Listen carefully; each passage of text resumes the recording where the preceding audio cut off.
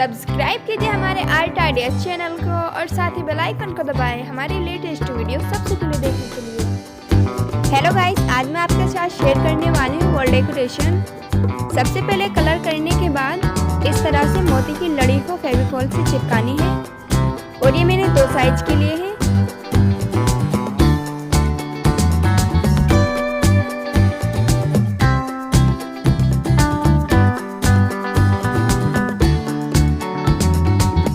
और इसके बाद उनको इस तरह से वायर पर लपेटना है। ये भी मैंने 2 साइज के लिए है। छोटा साइज 18 सेमी का है और बड़ा साइज 31 सेमी का। 6 पॉम बनाने हैं।